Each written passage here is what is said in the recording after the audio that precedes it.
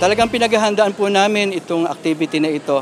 At katunayan po, bukas, sa araw po ng bukas ay ang aming barangay council ay magpapamigay po ng school supplies dito sa school. Lahat po ng bata ay mabibigyan ng school supplies.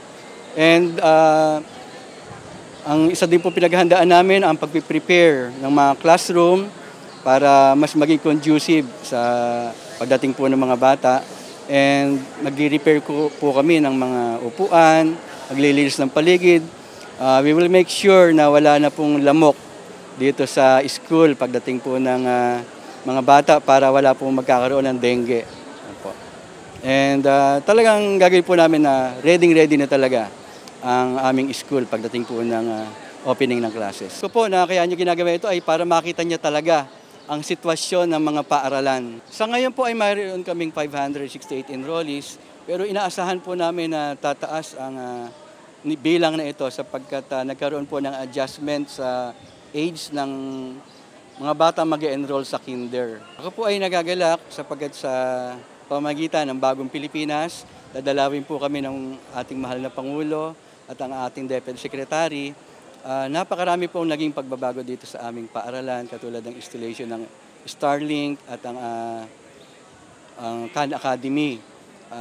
Naniniwala po ako na sa pamamagitan ng mga ito ay maidi-deliver namin ng husto ang 21st century skills. Bilang Pangulo po ng General PTA Parents Association po, siyempre super excited po kasi talaga pong talagang napaka-tagal namin po inintay na to kasi talagang kailangan po ng tulong ng aming paaralan.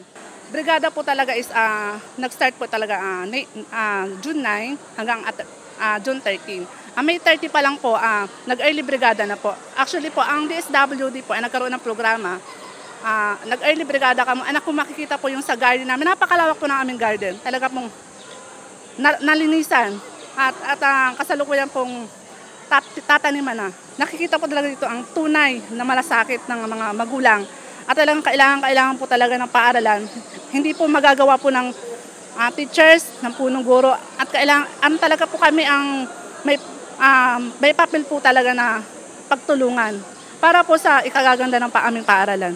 We are very delighted that for the first time in history of San Miguel and even Tibagan, and even the province of Bulacan, Tibagan was chosen by the President himself to visit us. Napakalaking karangalan. Salamat kami kasi nasa kanyang puso sa ngayon talaga nakikita namin that for the first time sa larangan ng edukasyon binibigyan ng importansya ng Pangulo ang ating mga mag-aaral.